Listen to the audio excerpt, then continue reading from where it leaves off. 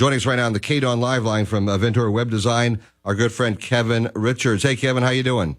Hey, good morning, Alan. You've had a crazy morning. I hope we don't slow things down too much. No. I like shifting gears a bit because, we got different things going on, especially Fridays. It's always nice to be able to get into different things. And,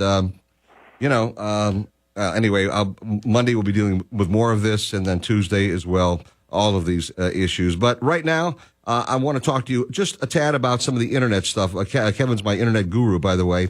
And this internet sales tax that they're talking about.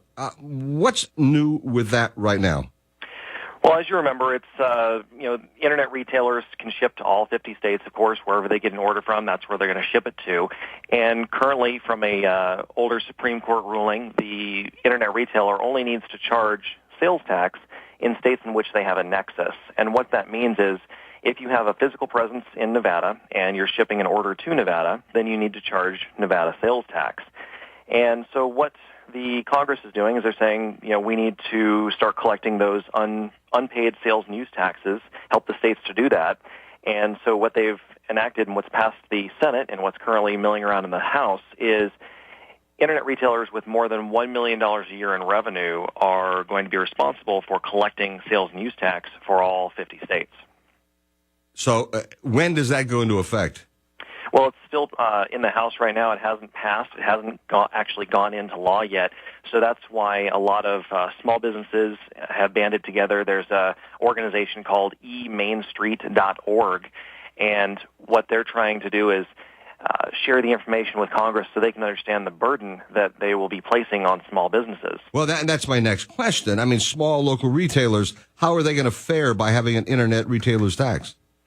Well, the problem is what's being passed around right now is that it's very easy. The technology exists for small retailers to collect the sales tax and to remit the sales tax, and that's just simply not true. The technology does exist, but it's incredibly expensive.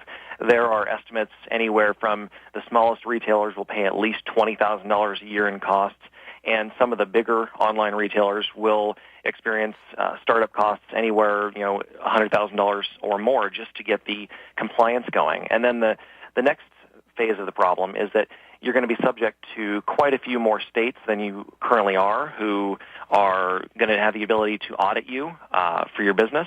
You're kidding.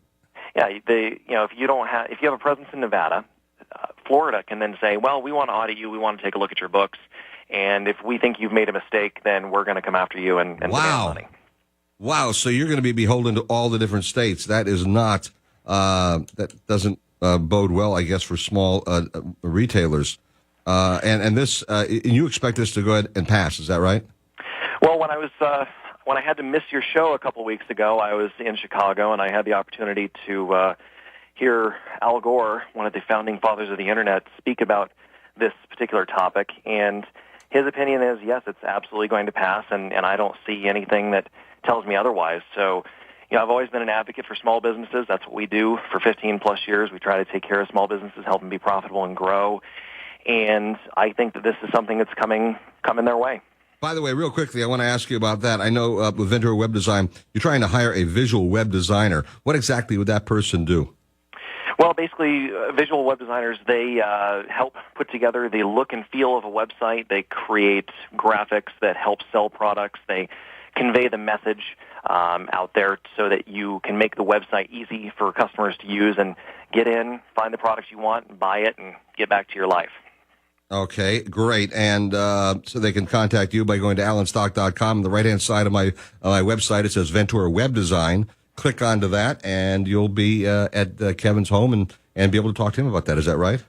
Absolutely. And, that's one of the interesting things that we wanted to bring up is the hiring process we're finding not just in our industry but across the board is really changing. And, one of the things that I wanted to make sure your listeners know is if you're looking for a job, today you've got to be more creative than you were in the past. Sending just a simple cover letter and emailing that over is not necessarily going to cut it. You might want to have a Facebook page. You might want to have a LinkedIn page that certainly have appropriate content on them. And this is something we call reputation management. Your employer is definitely going to Google you before they bring you in for an interview, so make sure that they can find you, and then make sure that what they do find is positive and shows you in a good light and makes them want to bring you in for that interview. All right, I want to talk about the social websites in a second, but also I want to talk about LinkedIn also. It's very, very important that we talk about that after traffic because I've had a slew of people wanting to friend me on LinkedIn, and I've been ignoring it. Is that a good idea or not? We'll come on back and talk with Kevin Richards in just a moment from Ventura Web Design. Again, you can find out more about that by going to allenstock.com, the right-hand side of the page. LinkedIn, you mentioned LinkedIn a moment ago. I've got a ton of people want me to friend me on that, and I've got so much. I left MySpace a long time ago. I have no idea what happened to that, but I'm trying to just maintain as much as I can with Facebook and all the other stuff I got on my own website and everything like that. I mean, LinkedIn, is it necessary? I mean, really? Or is this going to be here now and then be gone tomorrow?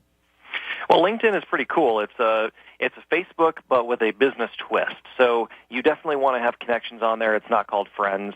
And, in your case, I mean, if you're looking for another job, then certainly you want to focus on LinkedIn. But if you're happy with where you're at, then it's a tool for reputation management. All right. And LinkedIn, it's a good place to check in the morning. I mean, there's good content on there. It's interesting if you're a business owner or if you're in the tech industry. But if you're looking for interaction with your friends, that's what Facebook is for. Now, you mentioned MySpace. Justin Timberlake is a partial owner investor in that now, and it's seeing a real resurgence. Last week, they reported over 31 million unique visitors went to the website. So, all right. I mean, and I'll pass on LinkedIn at this point. Anybody that's texting me or emailing me going, hey, we want to friend you on it, forget about it. Let's do it on Facebook instead. Being social online, we've got very little time, but what does being social online really mean? Well, being social, if you're a business owner, it doesn't just mean, saying, hey, this is, what's happening right now this very minute necessarily. What it means is being entertaining. You've got to think about the reasons that your customers are following you online. If you're a restaurant, they want to hear what your latest dish is. They want to hear any specials that you're running, or your followers just want to be entertained. Those are really the three reasons why people are going to pay attention to your posts. And if you're on Facebook as a business owner and you're not being entertaining, you're not providing people the information that they want, Facebook has a really good tool called EdgeRank. And what it's going to do is it's going to identify that your content is not engaging, and it's going to basically make sure that your information never shows up in front of anyone. Wow. All right. So being social online, very important to understand that if you're a business, individuals also, I caution everyone, watch what you post on there. And this is something every parent should teach their kid. Watch what you post on there, because when people post certain things, whether it's pictures or whether it's content, written content, that stuff is there forever. Even when you delete it, somebody's picked it up and they've copied it and it's somewhere in the cloud forever. So, be aware of that and teach your kids well.